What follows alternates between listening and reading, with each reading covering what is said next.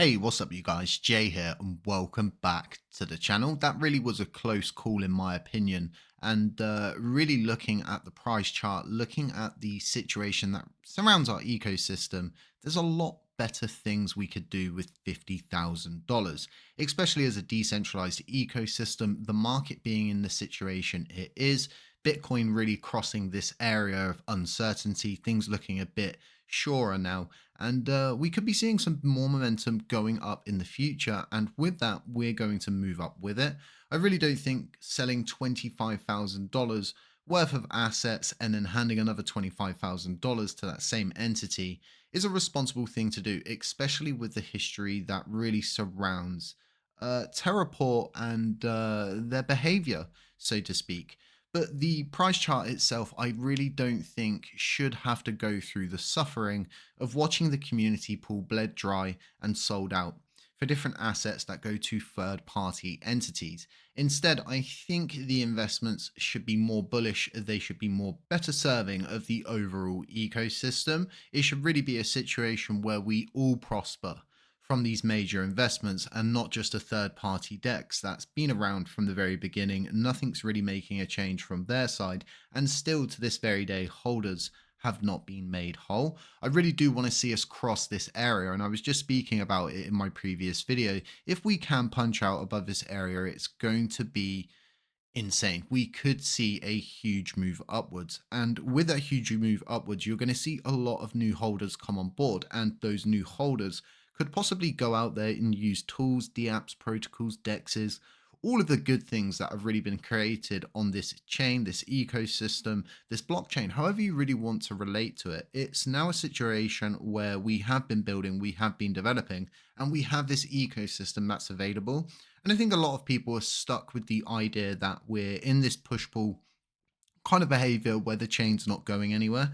If anything, the chain is 1,000 times more advanced than it was at the very beginning. We've got all of the tools that people wanted at the very beginning. I really do think that if the cards are played right, I'm going to be doing a video on this, so do keep an eye out for it. If the cards are played right, if we make a strategic investment, let's say, it's going to be a situation where the overall media are going to gravitate towards these investments that we possibly may or may not be making in the future as a decentralized community, right? If you look at blockchains like Luna, really is a good example. They are invested in AVAX, they're invested in BNB, they're invested in a lot of different assets that actually gained a substantial amount of value. That's really what we should be looking to do if we are an ecosystem that really wants to see the L1 thrive. So seeing this vetoed at the very last minute is, I wouldn't say a whew moment, because if it did happen, if they did get funded, all this would have proved is that the validators have now effectively again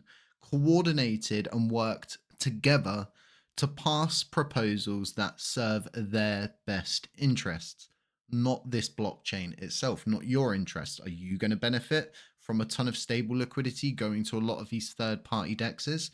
No, of course you're not. Is the layer one really going to benefit? No, it's just going to bolster each one of these third parties' treasuries, their holdings. Then they can go out, they can promote that to the world.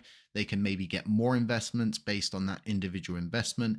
It's really a situation where if we give too much and we don't get enough, this chain really is going to go into that horrible downward spiral effect that everybody seems convinced that we're in. Now, I myself put in a no with a veto on this, and I was sat there thinking, well, there's these validators that are voting no. They know the end result of them voting no and not no with a veto. If they're really against this happening, if they really do understand the historical basis of Terraport, likely they would change that to a no with a veto. And we saw all of the usual suspects, if you will. And I say the usual suspects because they're all the holders, the seat holders, if you will, the signers, if we're being technical, of this DAO, this DAO that was created through governance to really distribute funding to DEXs that comes from the community pool funds. So it's kind of an elaborate way to get funding out of the ecosystem, but Allnodes came in at the last minute and they actually put down a no with a veto. And if you go and you look at the comment, the memo, if we are being technical again, I say comment, but these are actually memos. You can just put this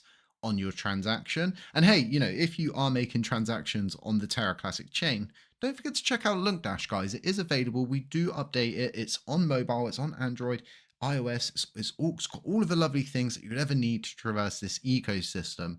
So they're stating that the customers were not made whole after the hack of Terraport in 2023. And I think this is the vital point. It's one of the key points of the hack itself, because although they sustained the attack, although they're still around, their behavior before the hack, their behavior after the hack, and still to this day, their behavior is very negative. They run 3 validators on this blockchain, effectively becoming one of the first validators to run multiple nodes. They claim that those are run by community members and they're not responsible for them, but we know they are. We know that they themselves are responsible for all of these things because we've been here from the very beginning. We know the historical basis, but a lot of other people don't, and they might be quite confused as to why someone like Allnodes, myself, and a couple of other validators have really spoken up about this and really showing people that there's still a lot of butthurt people out there. There's a ton of users we simply just lost. If they were hacked for $2 million, as per the news articles, I personally believe it was a little bit more, but we're not going to get into the ins and outs of that. They've not made any of these holders whole again, and the point where really we're losing all of these holders, right? They're never coming back. They're never ever going to get back on the horse, let's say. They're never ever going to be made whole again.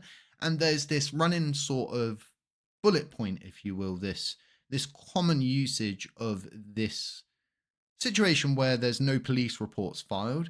No one can file a police report because the wallet that the funds were in doesn't belong to them. They don't have a case to file. So therefore, no one can actually go and file an actual dispute that's going to go anywhere, because not your keys, not your coins. And this is DeFi. And yes, that term really does apply here. Once you handed over those coins, whatever you did to load up that wallet that led to this hack, which was a liquidity wallet, believe it or not, it's gone. It belongs to Terraport at that point, and they retained a substantial amount of assets. If they had $2 million in a liquidity wallet, how much more funding did they have in other places? And this is why other, validators are actually able to, even with very low voting power on their validators, having 3 of them, able to run for this long. How are they able to do all of the things that they do, the marketing, the campaigns? I don't think it stops here.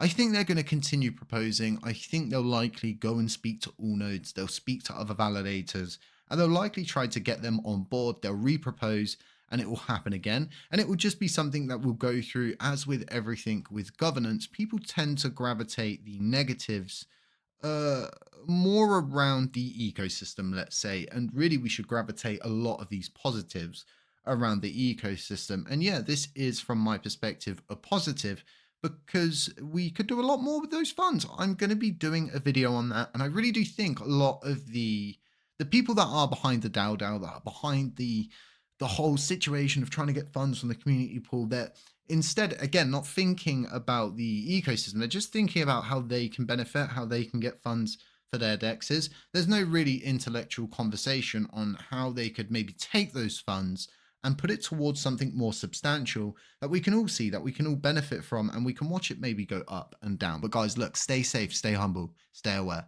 And we'll catch you in the next one.